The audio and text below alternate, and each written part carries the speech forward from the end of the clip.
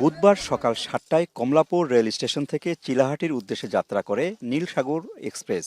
দুপুর ১:৩০টার দিকে Santa rail স্টেশনের অদূরে বাগবাড়ি এলাকায় ট্রেনটির ৯টি বগি লাইনচ্যুত হয়। এতে অর্ধশতাধিক যাত্রী আহত হন।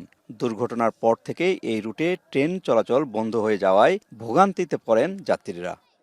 এত কষ্ট করে এই ব্যাগ বুক নিয়ে হাঁটাহাঁটি করে যাচ্ছি। 5 ঘন্টার জার্নি 6 ঘন্টার জার্নি, এখন আমাদের 12-13 ঘন্টা হয়ে গেছে।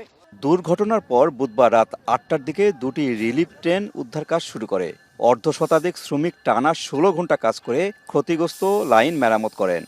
নতুন রিন গভীর থেকে পরিষ্কার করে কাপড়কে রাখে নতুনের মতো উজ্জ্বল। নতুন রিন অ্যাডভান্স পাউডার। অবশেষে দীর্ঘ ২২ ঘন্টা পর বৃহস্পতিবার দুপুর ১২টায় খুলনাগামী রূপসা এক্সপ্রেস যাওয়ার মধ্য দিয়ে ট্রেন চলাচল স্বাভাবিক হয়।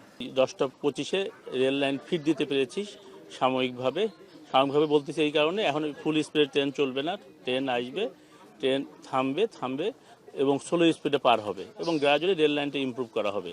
এই দুর্ঘটনায় উত্তরাঞ্চলগামী আটজোড়া ট্রেনের সময়সূচিতে বিপর্যয় ঘটে। আসন্ন ঈদ সামনে রেখে ঘরমুখ হাজারো যাত্রীকে চরম দুর্ভোগ পোহাতে হয় এই দুর্ঘটনায়। মাজেদুর রহমান, এখন সান্তাহার, বগুড়া।